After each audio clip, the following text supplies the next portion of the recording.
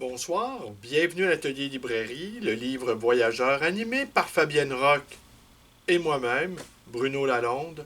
Nous sommes à Montréal le 25 mars 2023. Alors aujourd'hui, journée surprenante à la librairie, car Étienne Laberge et ses deux jeunes collègues, à la prise de son et à la caméra, sont venus faire une captation vidéo de la performance de Fabienne Roch, à Tempéra. Et qui dont le lien sera inclus dans un livre qui va paraître au cours de l'année ou encore au début de l'année 2024.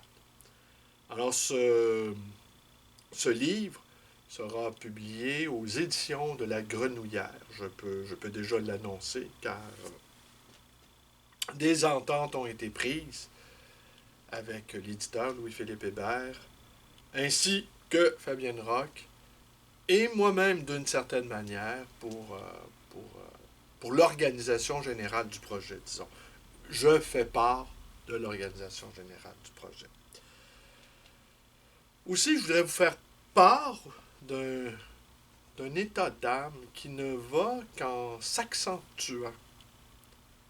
Un mécontentement qui va en grandissant. Les débats de société au Québec, j'aurais envie de dire, ils sont presque déshonorants. Des chicanes entre humoristes, par exemple. Comme la semaine dernière, il y a eu le gala des Oliviers, une soirée gala, on remet des prix à des humoristes. L'humoriste de l'année, je ne le connais pas, je ne saurais même pas vous dire son nom. Et l'animatrice, Catherine Levac, je pense, aurait pris à partie une génération d'humoristes. Et les uns et les autres, chroniqueurs, journalistes, mais en fait, j'aurais envie de dire, rendu à ce degré d'insignifiance, généralisé. J'aurais envie de dire, il faut vraiment rester dans nos livres. Parce que si c'est ça qu'on nous propose, en fait, le divertissement sans fin, qui est le nôtre, finira par... je ne sais comment ça va finir, en fait. Des fois, j'ai l'impression, en fait, qu'une société de divertissement quasi totalitaire comme la nôtre, ça ne peut qu'engendrer de vastes et de grandes tragédies. Je pense qu'il arrive un moment donné où l'équilibre est rompu. Je comprends, moi j'aime la rigolade, puis j'en suis convaincu, vous aussi. Mais quand la rigolade, elle est permanente, quand l'injonction de rire qui nous est faite, elle est presque... Elle est quotidienne. Vous voyez, les mots manquent encore. Et qu'en plus, à cette injonction de la rigolade permanente, se grève le commentariat des uns et des autres, qui en fait, ça devient un texte dans le texte, un sous-texte. Et les blagues, elles sont, en tout cas quelques-unes que j'ai entendues, elles sont éculées, elles sont grotesques, même, et les émissions proposées, je n'en dis rien d'ailleurs, fort heureusement, je ne les écoute pas. Mais comme je lis les journaux, et que les journaux, finalement, nous donnent la mesure de l'atmosphère ambiante, eh bien, je peux vous parler de films, je peux vous parler de téléséries, je peux vous parler d'émissions de télé que je n'ai jamais vues. Et que je n'ai pas besoin de vérifier pour savoir que c'est médiocre. Je n'ai pas besoin d'aller chez McDo pour savoir que le fast-food, ça finit à grande dose, ça finit par tuer. Je n'ai pas besoin de manger du poulet frit Kentucky à tous les jours pour savoir qu'à terme, je vais finir à la morgue. Mais ces émissions-là de télé, c'est du fast-food. C'est exactement du PFK intellectuel. OK, peut-être de temps à autre, on peut survivre. J'aurais même envie de dire que de temps à autre, mal manger, ça nous permet de garder un certain équilibre. Parce que quelqu'un qui ne ferait que bouffer du céleri ou du soya, peut-être, ou du tofu, finirait peut-être par avoir de graves problèmes de santé. On vit dans le monde dans lequel nous vivons. Mais, je... et à chaque jour, j'ai l'impression que cet humour tentaculaire nous happe, nous dévore, même si on se garde bien de s'y exposer, ce qui est mon cas. Et c'est pas juste un truc de génération que les anciens humoristes étaient drôles, très drôles, et que les nouveaux, eux, apportent un souffle nouveau. Non, j'ai même entendu, j'ai même lu que l'une des nouvelles humoristes fort en vogue avait participé à une émission et afin de faire réagir un des participants, c'est une émission où chacune euh, va de plus en plus loin dans l'outrance et que l'une d'entre elles a même pété au visage d'un autre humoriste. Alors, rendu à ce niveau-là, je ne sais pas qu'est-ce qui peut nous sauver, là. Je ne sais pas. Et en plus, tous ces humoristes qui nous offrent leur humour délétère semblent être animés de.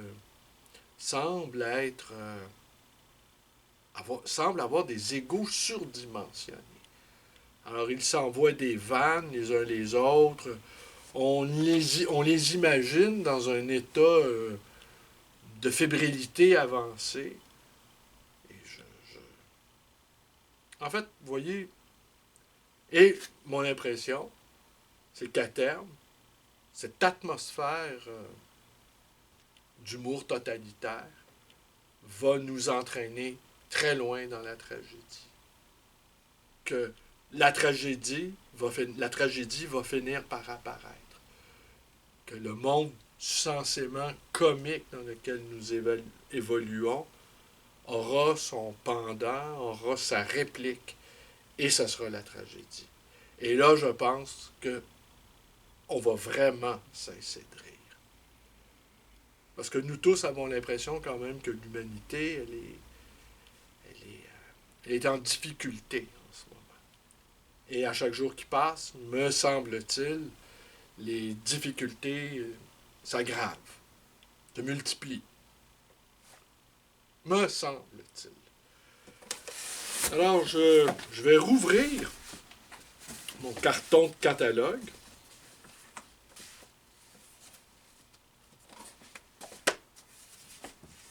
Et bon, je vous ai déjà parlé de beaucoup d'entre eux, mais je vais explorer avec vous certains. Donc, le moment de nostalgie n'est pas encore passé. Alors, je ne sais pas si je ne me rappelle pas de vous avoir montré ça. Librairie d'antan Inc. La station N, casier postal, station N, Montréal, Québec. Et, et les livres de la librairie d'antan Inc. sont maintenant en montre à l'adresse suivante, au 2517 Notre-Dame-Ouest.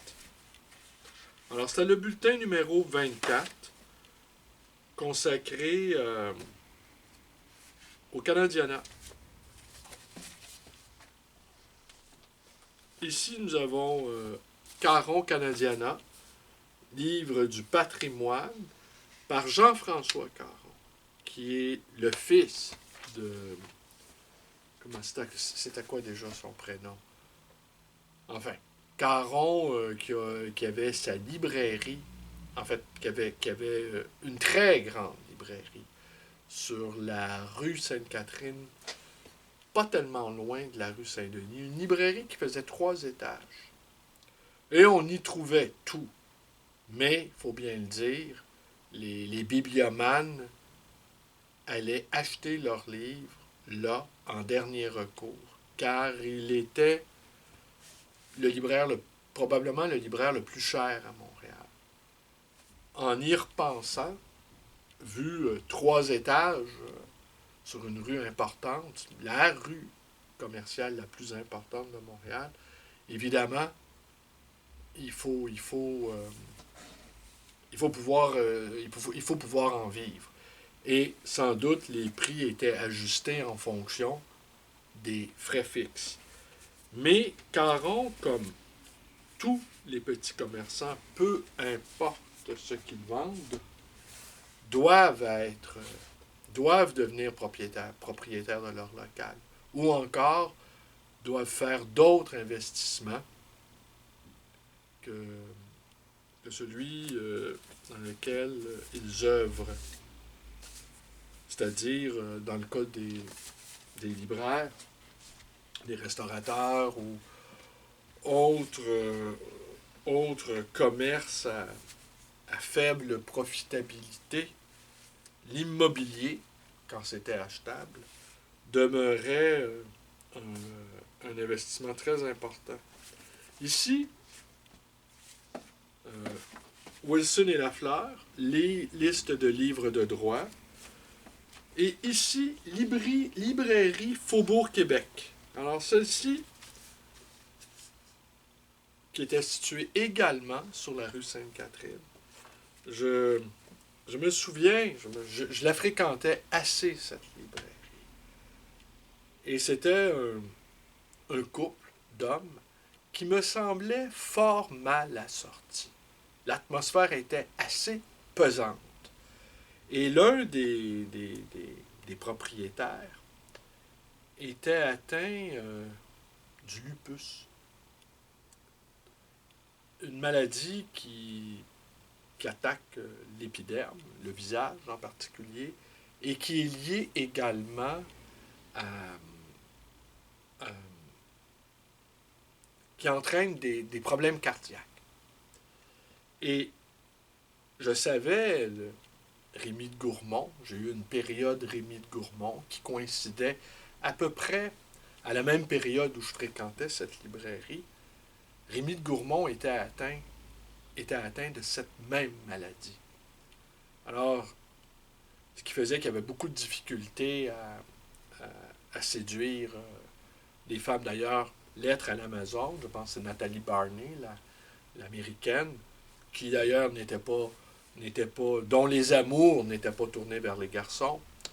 Il lui a écrit des lettres, il a tenté de la séduire, et finalement, il ne l'a pas séduit, mais il s'est contenté, ou il s'est satisfait de lui écrire des missives enflammées qui ont fini par être publiées et qui ont fini par toucher le cœur d'une génération.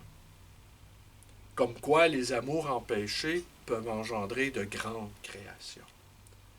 Alors, chaque fois que j'entrais dans la librairie Faubourg-Québec, eh bien, je pensais à mon fort intérieur en observant le libraire derrière son comptoir, plutôt attablé, car il restait toujours assis, ce libraire-là. Et avec l'humeur plutôt massacrante. C'était pas la joie de vivre. Hein? Et chaque fois donc j'entrais, je me disais, ça y est, je suis en présence de Rémy de Gourmont. Alors, qu'est-ce qu'il proposait, entre autres? Alors, ce qu'on y lit, la librairie Faubourg-Québec a été fondée en mars 1978 et se spécialise dans le livre canadien épuisé. Alors, entre autres, on pouvait y trouver l'abbaye Notre-Dame du lac des Deux-Montagnes et l'ordre de Cîteaux au Canada et dans les États-Unis, publié à la librairie Beauchemin en 1906. Livre proposé à 8$. Hélène Baillargeon, Vive la Canadienne, 77 belles chansons du Canada français, publié à Montréal aux Éditions du Jour en 1963. Marius Barbeau, Au cœur du Québec, Édition du Zodiaque, 1934, 6 $. Marius Barbeau, Chanson populaire du Vieux-Québec, illustration par Arthur Lismer, un peintre très important, et publié par le Musée national du Canada à Ottawa, et l'ouvrage était proposé à 15 $.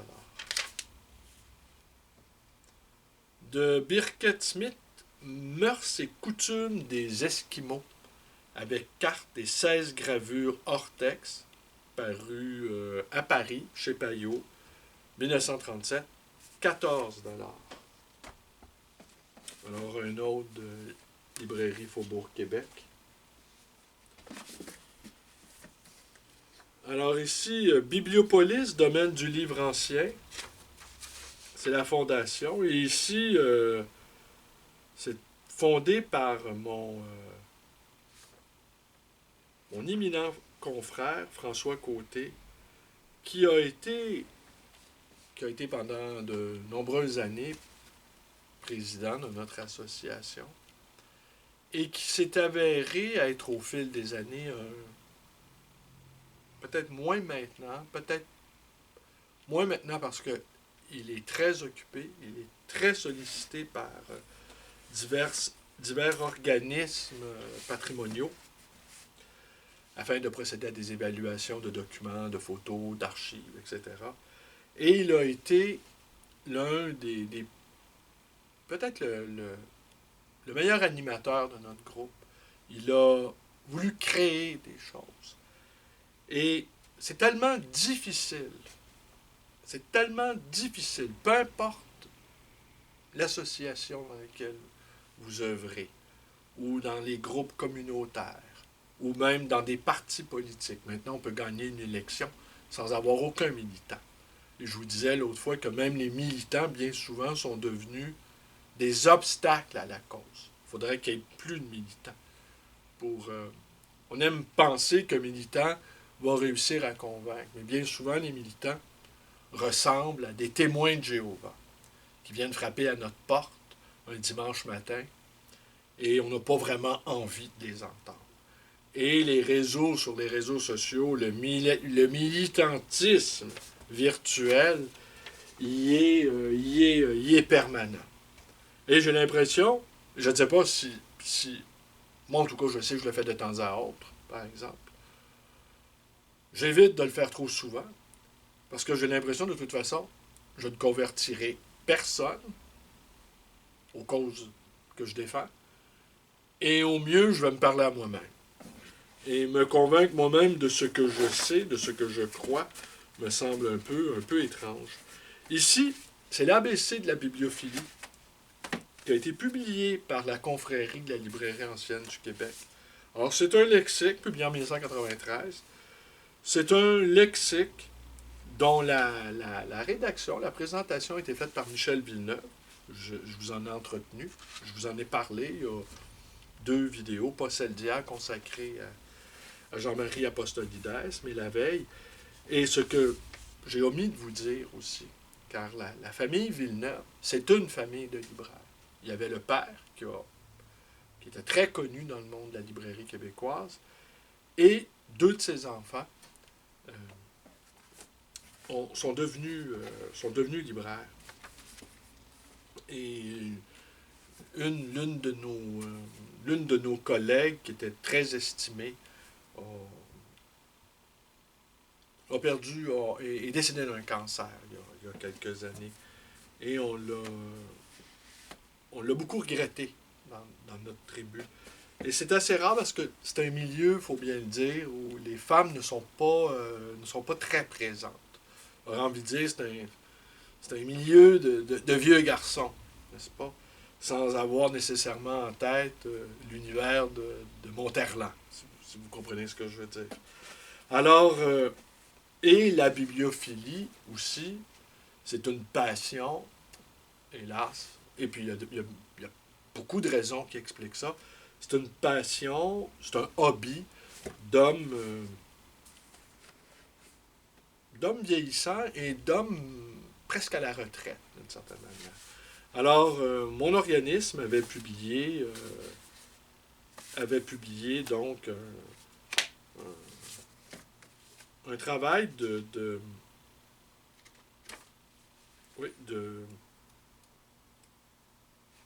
pour expliquer les termes, un lexique, en quelque sorte, de la bibliophilie. Alors, exemple, je vais vous en donner un seul. Et puis, plusieurs libraires en ont profité pour faire paraître leur publicité.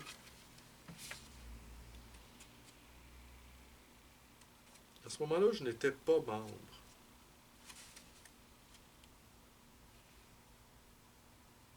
Alors oui, donc, le fameux libraire dont je vous parlais, là, son nom, c'était Maurice Villeneuve.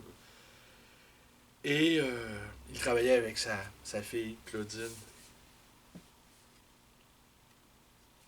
que pour ma part, j'aimais bien. Et quant au père, je ne l'ai jamais connu. Alors, un exemple. Alors, format. Format et dimension d'un livre, souvent désigné par les termes in folio, in quarto, in octavo. Ces termes font référence au nombre de plis dans la feuille imprimée. Ainsi, in folio désigne la feuille pliée en deux et formant 4 pages. Vous comprenez? Ça ici, par exemple, ça serait in folio. In quarto désigne la feuille pliée en 4 et formant 8 pages. In octavio désigne la feuille pliée en 8 et formant 16 pages, etc. Comme le format de la feuille d'origine est variable, la dimension obtenue au pliage l'est aussi. Les principaux formats de papier sont les suivants. Par ordre croissant, pot, couronne, écu, coquille, carré, raisin, Jésus, colombier. Ces appellations proviennent des motifs qui étaient autrefois filigranés dans le papier suivant le format. On parlera donc, pour plus de précision, d'in octavo Jésus, in octavo couronne, etc. Même si ces termes sont de moins en moins utilisés par les libraires et les bibliographes, qui préfèrent maintenant indiquer les dimensions d'un volume en centimètres, leur connaissance reste des plus utiles aux collectionneurs de livres anciens. Alors ici, il y a une petite parenthèse, et j'ai l'impression que la note aurait été rédigée par Michel Villeneuve. Alors voilà. Donc j'en ai 3, puis peut-être il y en a d'autres dans le carton. Je vais en garder un. Et n'importe qui va venir à ma librairie dans les prochains jours, je lui offrirai, je vais les mettre à part, je lui offrirai un de ce guide de l'ABC de la bibliophilie. Alors encore Van Peteghem, mon collègue François Côté, encore Van Peteghem, Montréal Book Auction. On va pas se répéter. Librairie Faubourg Québec, 10e catalogue. Jean-Claude Veilleux, un autre de nos confrères, qui est toujours en activité, Jean-Claude Veilleux. Également, quelqu'un de très compétent et de très sympathique, un libraire de Québec. L'Excèdre, la librairie L'Excèdre, qui, je pense, existe toujours. J'y suis allé les jours qui ont suivi le décès de Gaston Miron en novembre 1996. Et l'Excèdre, c'est donc une librairie située à Trois-Rivières. Et ça, c'était le catalogue numéro 2, Canadiana. sur la rue Saint-Georges à Trois-Rivières.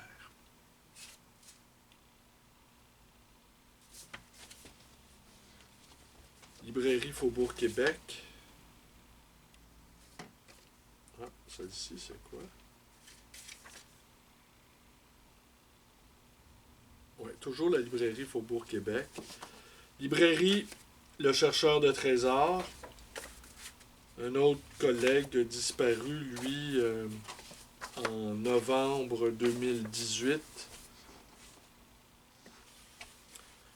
qui était également un chanteur qui a fait paraître un disque peu de temps avant de mourir, où il interprétait entre autres des chansons, des poésies de Jack Kerouac. Le titre c'était il y avait le mot nuit dedans. Jean Gagnon encore.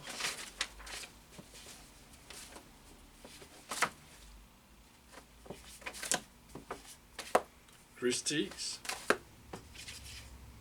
Les cahiers du livre ancien du Canada français. Ça, c'est curieux. Alors, publié 3 fois l'an par l'Institut canadien français de bibliophilie, les cahiers du livre ancien du Canada français. Alors, publié par l'Institut canadien français de bibliophilie. Tenez, je vous le montre. Tenez, je m'approche.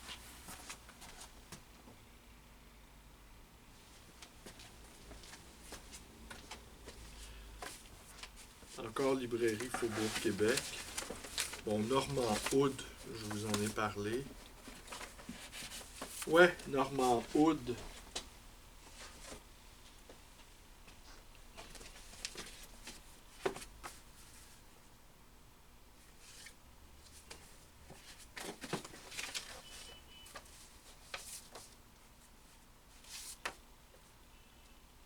Le Centre du Canadiana, septembre 1981, catalogue numéro 77. Centre du Canadiana à Longueuil. Alors, qui était le propriétaire de ça? Ça, je ne connaissais pas ça.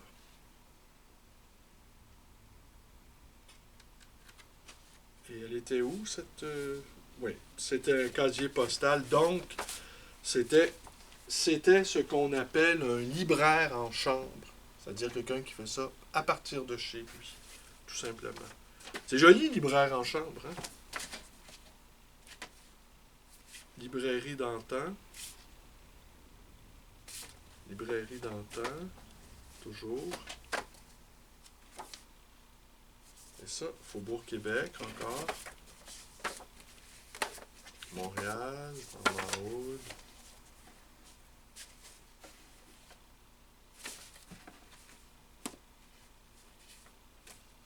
Ah, ça doit être un de ses premiers catalogues à François Côté. Ah oui, oui, oui. Non, oui. Quand François Côté était sur la rue Wolfe, alors je vous le montre, consacré à l'Expo 67.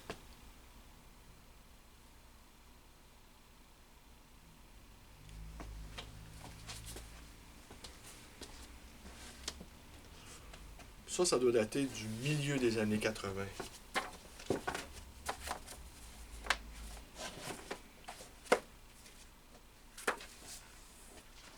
Alors ici, on a encore Caron. Alors là, ici, c'est Caron père. Livre ancien, Canadiana, out of print. Alors c'est bilingual. Et entre autres, on y trouvait, parce que celui qui possédait ces catalogues avait encadré ce titre, sans doute le convoitait-il.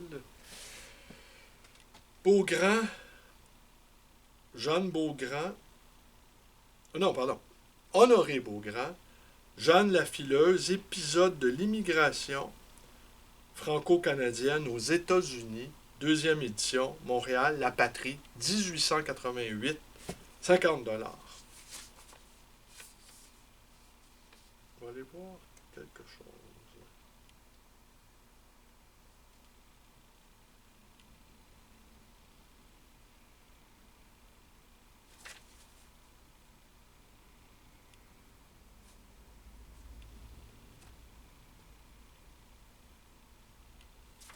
Ouais.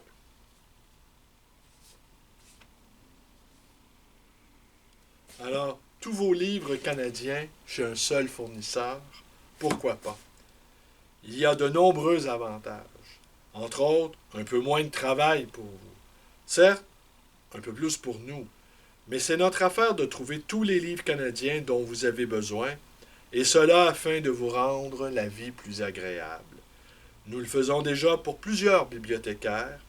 Parlez, parlez-leur-en, ce sont nos meilleurs propagandistes. Pour plusieurs livres différents, une seule commande à placer, une seule réception de livres, une seule vérification à faire, une seule facture à comptabiliser, un seul paiement à régler, une vraie bonne affaire de procédé, Caron, librairie, bookseller, au service des bibliothécaires, livres canadiens, récents et anciens, en français et en anglais. Ça, c'est de la publicité, mes amis.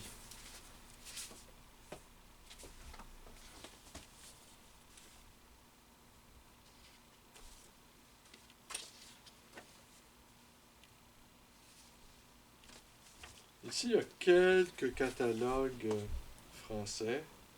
Ah, une autre curiosité. Ah ben celle-là, ça va peut-être en faire rigoler quelques-uns. C'est Michel Lefebvre.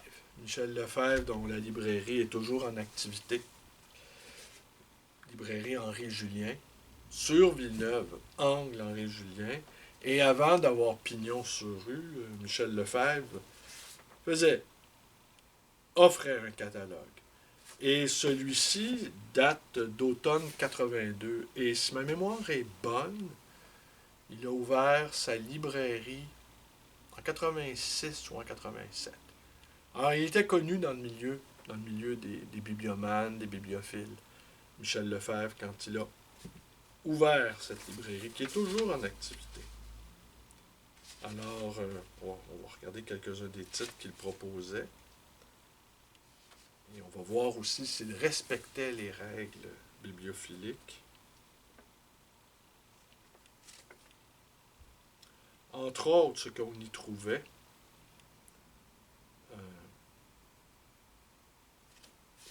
c'est de trouver quelque chose. Bon. Ouais, c'était vraiment le Canadiana aussi.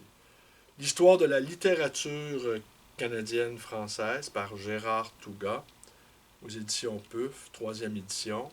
Couverture pour 5 $. Riopelle, été 1967, Musée du Québec, essai de Pierre Schneider et entretien au Louvre avec Riopelle, Musée du Québec. De nombreuses reproductions et en noir et blanc et couleur, 7 $. Mais ça, il y avait aussi une litho ou deux dans cette édition-là du Pierre Schneider. Marcel Godin, manuscrit, stanké, 1978, un des 1000 exemplaires numérotés. Oui, et ça venait dans un étui de plexiglas. Et il y a eu un Henri Miller publié en manuscrit aussi, un texte d'Henri Miller qui est peut-être loin, alors je vous l'aurais montré. Mais, mais Marcel Godin, La cruauté des faibles, entre autres, a écrit quelques livres, mais il me semble que, en tout cas, soit il navigue entre les limbes et le purgatoire. Les limbes, on n'en revient jamais. Le purgatoire, c'est une période d'attente où la capricieuse postérité rabat les cartes. Rebat les cartes? Et tandis que les limbes, jusqu'au nom et jusqu'à la trace qui est pulvérisée. Les limbes, l'entrée dans les limbes est sans appel. Tandis que le purgatoire, il y a encore de l'espoir. Hein? Voilà. Le purgatoire, cette zone d'espoir. Alors, voilà, un catalogue de Michel Lefebvre. Roger Auger, un autre de nos confrères de Québec, qui lui est toujours encore en activité, Roger Auger. Alors, je vous montre le catalogue. Que de très sympathique également. Vous me direz que tous mes collègues sont sympathiques. Presque tous. Il y en a qui ont la grosse tête. Mais c'est sûr que la tentation qui guette les gens qui, jour après jour, se vivent avec les livres et qui, jour après jour aussi, existent dans un univers où la bêtise des humoristes prend de plus en plus de place. Il est possible que le libraire finisse soit par naviguer entre l'outrecuidance et l'arrogance.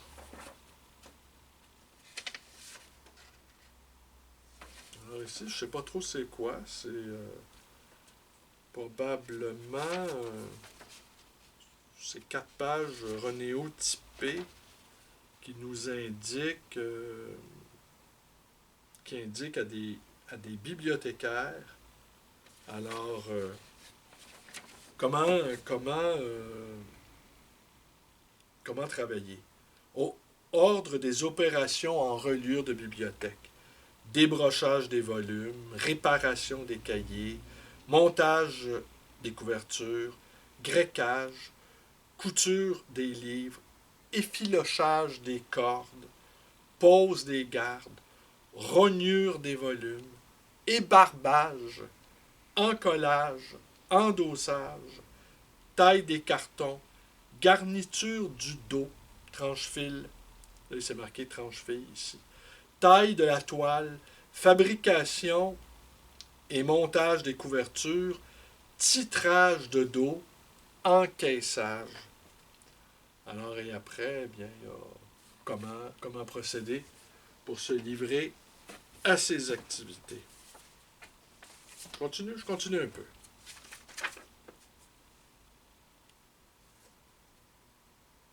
Ici, c'est un bulletin de l'Association de la librairie ancienne du Canada. La BAC ou ALAC, avec les membres de cette association canadienne, dont nous retrouvons entre autres Jean Gagnon, la librairie Guérin avec Marc-Aimé Guérin,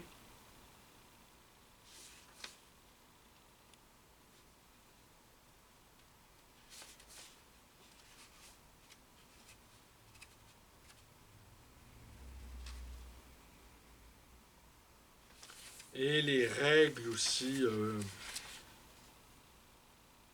qui régissent cette association, le pendant canadien de la confrérie de la librairie ancienne du Québec. Cahier de bibliologie. Ah, la bibliologie. Ça, c'est intéressant. La bibliologie. Ouais. Ça, je pense que je vais retenir ça. Moi, je croyais très naïvement que la bibliologie. Ouais. J'espère trouver quelque chose. Bon, voilà. Vous avez entendu. Le fracas des catalogues.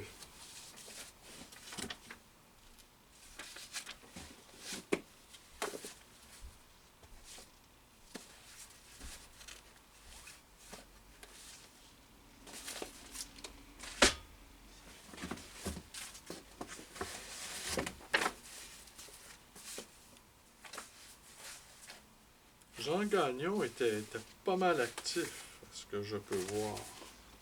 Je sais que il a écrit un petit livre que je vous ai dit que j'ai à quelque part dans ma bibliothèque. Ouais, mais les cahiers de la bibliologie, j'aimerais bien mettre la main là-dessus. Alors, un autre catalogue colligé par Michel Lefebvre. Ah, quelque chose d'amusant. Huronia Canadiana Books. Ça, c'était où? En Ontario.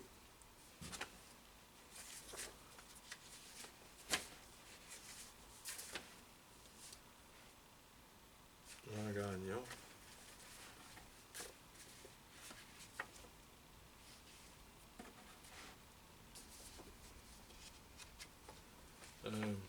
Un autre de nos collègues, Drummondville, au Vieux Bouquin, toujours en activité.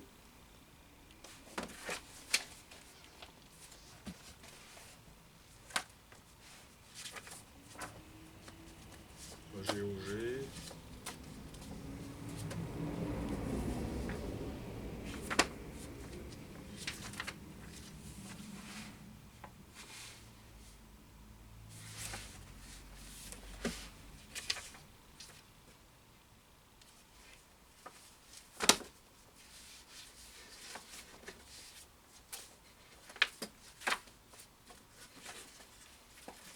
J'aimerais bien trouver ce truc-là sur les cahiers de la bibliologie qui sont annoncés. Vous voyez, je découvre avec vous le contenu de ce carton.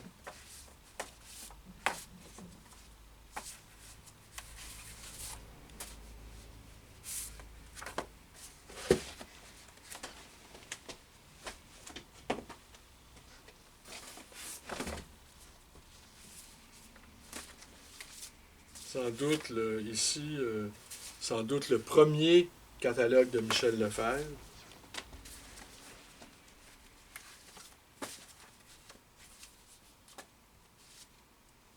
La Une, à Paris.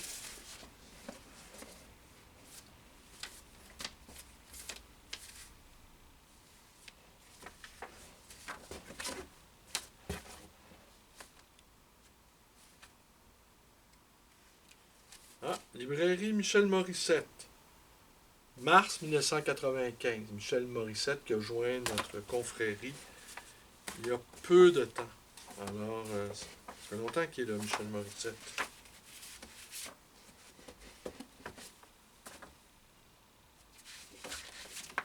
Ouais, ben écoutez, je suis en train de faire le tour. Ah oui. Voilà, un petit clin d'œil à la vidéo d'hier. Je m'approche. Je vous ai raconté que Jean-Marie Apostolides avait beaucoup, beaucoup travaillé le travail de Patrick Straram, connu également sous le nom du Bison Ravi.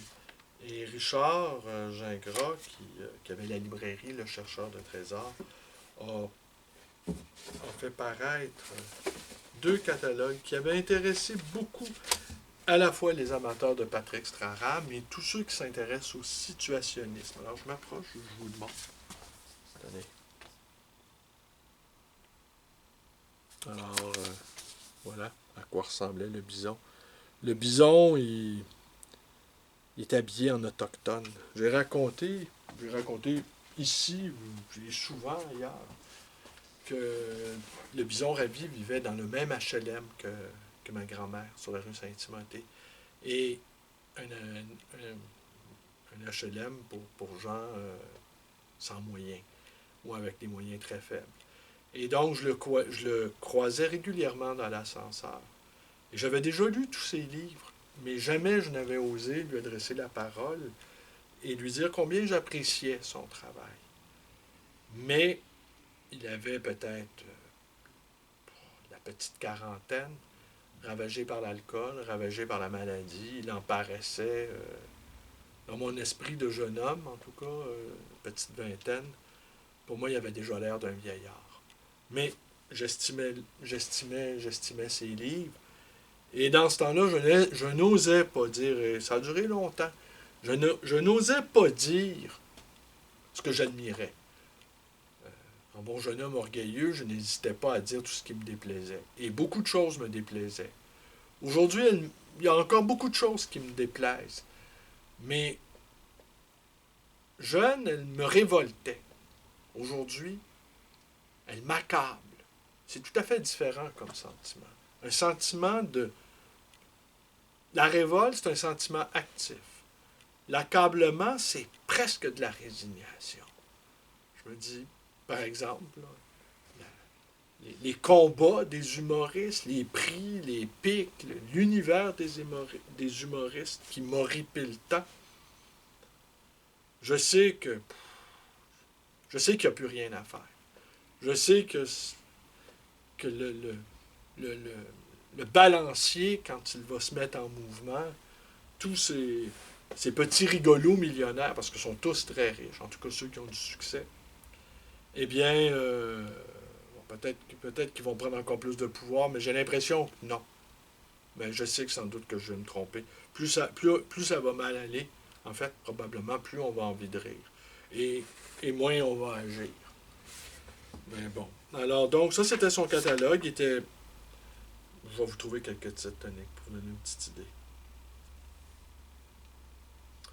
Agonie de Jacques Brault. Poème, oui, un récit publié aux éditions du Sentier. Ça, c'était rare. Une édition originale tirée à 200 exemplaires. Celui-ci est non justifié. Envoi signé de l'auteur à Patrick Strahan. Note manuscrite. Et il proposait ça à 45$, ce qui est pas si cher. Jacques Brault encore. Poème des quatre côtés, Saint-Lambert. Les descriptions de Richard Gingras, elles étaient fines et justes. Oui, 23,5 cm, 95 pages, illustré, broché, signé par Patrick Strahan et plus une note manuscrite. 15$. Pas cher.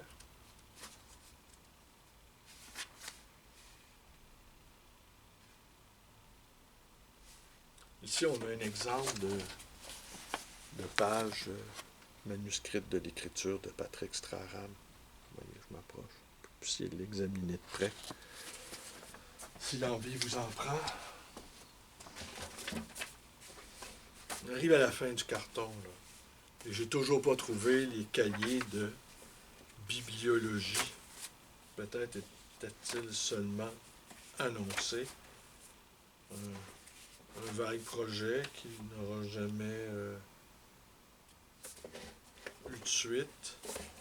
En tout cas, si quelqu'un a des réponses à ça, je suis preneur.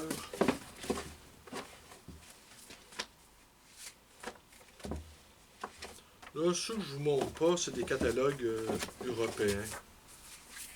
L'intérêt de ça, de cette vidéo, en fait, c'est de vous montrer un peu l'histoire de la librairie, l'histoire du catalogage, l'histoire de la librairie canadienne-française. Vous avez compris que dans ce temps-là, en ce temps lointain, nous étions Canadiens. Et après, nous sommes devenus Québécois. Et après, nous sommes devenus Québécois francophones. Et maintenant, la tendance, c'est que nous sommes devenus des Keb. Des Keb. Ouais, des Keb. Et ce que je trouve dans le fond de cette boîte, j'aime mon pays. Et voilà. Et là-dessus, eh bien, je vous dis à demain. Voilà, à demain. Sur cette déclaration intempestive, j'aime mon pays non advenu, mon pays non né, mon pays qui a tant de difficultés à exister, mon pays empêtré, mon pays inachevé, mon pays, mon pays, mon pays.